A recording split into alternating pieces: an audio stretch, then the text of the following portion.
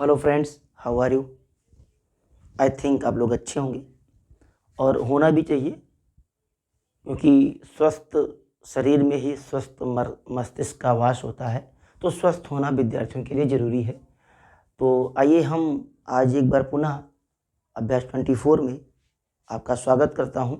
और आज हम जिस टॉपिक पे डिस्कस करने वाले हैं वो class 9th civics chapter number 3 constitutional design part number 4.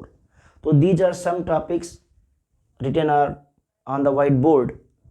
First, Constituent Assembly of India, then Drafting Committee and Constitution implemented, then legitimacy of Indian Constitution.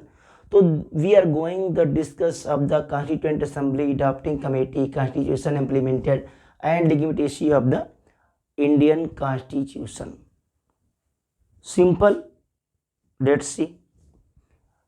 So the Constitution of India was written by the Constituent Assembly comprising 299 members.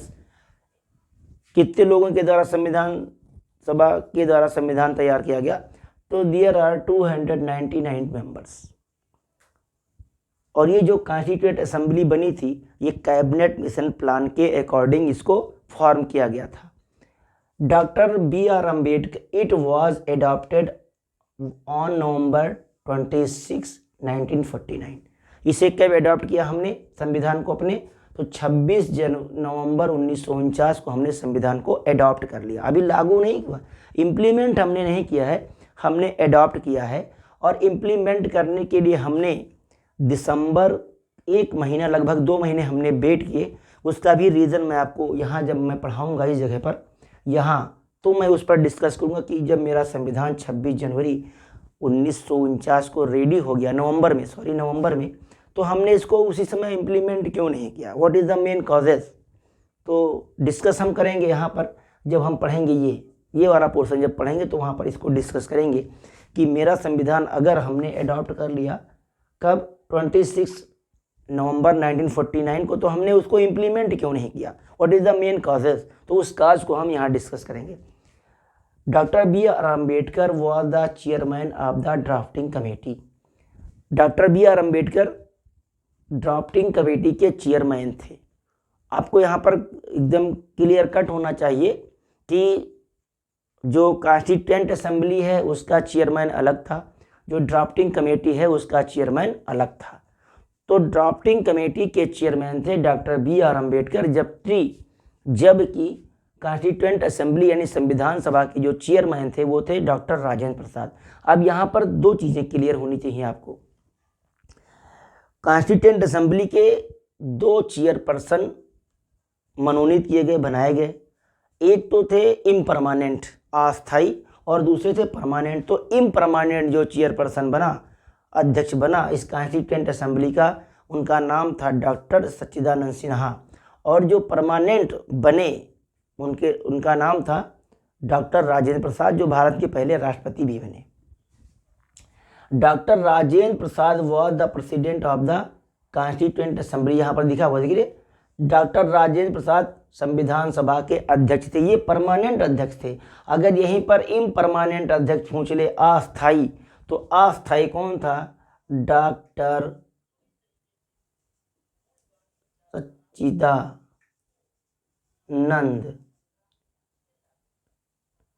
सच्चिदानंद सिन्हा. ये अस्थायी अध्यक्ष थे किसके? संविधान सभा के. अब देखते हैं कि ड्राफ्टिंग कमेटी का वर्क क्या था. भाई ड्राफ्टिंग कमेटी के चेयरपर्सन कौन? Doctor B.R. अम्बेडकर. अब ड्राफ्टिंग कमेटी के हमको वर्क देखने की, what is the main function of the drafting committee in the constituent assembly. Constituent assembly में ड्राफ्टिंग कमेटी का क्या वर्क था? Let's see. A drafting committee under the chairmanship of doctor B.R. Ambedkar, यानी doctor B.R. Ambedkar की अध्यक्षता में drafting committee को appoint किया गया. और prepared a draft constitution for discussion, यानी इस ड्राफ्टिंग कमेटी ने क्या किया? जो संविधान बना उसका इन लोगों ने उस पर डिस्कस किया, उस पर चर्चा की. Every document presented and every word spoken in the Constituent Assembly has been recorded and preserved। एक एक शब्द जो कॉन्स्टिट्यूएंट असेंबली में बोले गए, जिस पर डिस्कस हुआ, जिसको लिखा गया, वो सब रिकॉर्डेड है, रिजर्व है। रिकॉर्डेड और रिजर्व दोनों है, याद रखिएगा। संविधान सभा में जो जो शब्द बोला गया, जिस पर डिस्कस हुई, और जो जो डॉक्यूमेंट प्रिपेयर किए गए, वो सब रिकॉर्डेड और रिजर्व है। तो अब जब ड्राफ्टिंग कमेटी में सारा काम ओके हो गया, तो संविधान लागू करने की जब बात आई, तो भाई हम लोग ने क्या किया था, 26 नवंबर को हमारा संविधान हमने अडॉप्ट कर लिया, लेकिन लागू हमने नहीं किया। लागू हम कब करेंगे, अभी देखिए 26 जनवरी को द कॉन्स्टिट्यूशन ऑफ इम्प्लीमेंटेड। अब संविधान लागू किया गया। The constitution of India was implemented on January 26, 1950। तो what is the main causes कि हमने इसको 26 जनवरी 1950 को क्यों लागू किया, जबकि हमारा संविधान कहाँ रेडी हो रहा है। ये देखिए 26 नवंबर 1949 को हमने उसको अडॉप्ट कर लिया, लेकिन हमने इम्प्लीमेंट नहीं किया। तो what is the main causes. यदि किसी बच्चे को इसका मेन कॉज पता है तो उसको कमेंट बॉक्स में लिखेगा। क्लियर। अगर नहीं लिखेगा तो मैं जिस दिन लास्ट चैप्टर इसको पढ़ाऊंगा, फिनिश करूंगा, उस दिन मैं बताऊंगा। चलिए बता ही देता हूं, आपके मन में शंका ना रहे। तो फर्स्ट टाइम 1929 में 29 और 30 हाँ 1929 में दिसंबर लाहौर एडमिशन हुआ, लाहौर सेशन हुआ कांग्रेस का। और फर्स्ट टाइम कांग्रेस ने अपने लाहौर सेशन में कहा कि हर साल 26 जनवरी को हम क्या करेंगे, अपना इंडिपेंडेंस डे सेलिब्रेट करेंगे। यानी लाहौर का जो सेशन हुआ कांग्रेस का, उसमें ये डिसीजन लिया गया दिसंबर 1929 में कि हर साल हम क्या करेंगे, 26 जनवरी को अपना इंडिपेंडेंस डे सेलिब्रेट करेंगे। तो अगले साल 1930 में हमने क्या किया, अपना पहला स्वतंत्रता दिवस सेलिब्रेट किया। अभी हम स्वतंत्र नहीं हैं, अभी क्या है, अभी तो we are slave of the British government. लेकिन हमने क्या किया अपने तरफ से कि हम स्वतंत्र होना चाहते हैं, तो इसके लिए हमने हर साल 26 जनवरी को स्वतंत्रता दिवस सेलिब्रेट करने के लिए एक प्लान कर लिया। अब चूंकि स्वतंत्रता हमको मिली 15 अगस्त को, तो वो डेट पहले से जो हम स्वतंत्रता दिवस सेलिब्रेट कर रहे थे, यानी 26 जनवरी जो ये डेट है, ये पहली बार हमने 1930 में इंडिपेंडेंस डे सेलिब्रेट किया। तो उसकी याद में कि वो डेट हमारे लिए इम्पॉर्टेंट डेट थी कि पहली बार हमने 26 जनवरी को स्वतंत्रता इंडिपेंडेंस डे सेलिब्रेट किया था। तो वह डेट हमारे लिए इम्पॉर्टेंस बनी रहे, इसलिए हमने नवंबर और दिसंबर 26 जनवरी तक हमने वेट किया 2 महीने। और जब 26 जनवरी आई तो उस डेट की याद में जब पहली बार हमने तिरंगा फहराया था स्वतंत्रता दिवस के लिए, इंडिपेंडेंस डे के लिए 26 जनवरी 1930, वो डेट हमारे जहन में बनी रहे, उसका अपना इम्पोर्टेंस बना रहे, इसलिए हमने संविधान को 26 जनवरी 1950 को लागू किया। तो ये थोड़ा सा एक फैक्ट था उसके विषय में। अगली टॉपिक क्या है, आगे देखते हैं कि जो संविधान है उसकी वैधता, भारतीय संविधान की वैधता। और देख लीजिए, to mark this day be celebrated January 26 as the Republic day.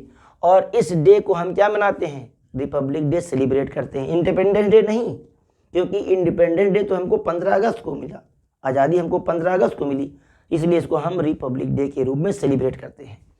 Legitimacy of the Indian constitution, यानी संविधान की वैधता क्या है। The constitution does not reflect the view of its member.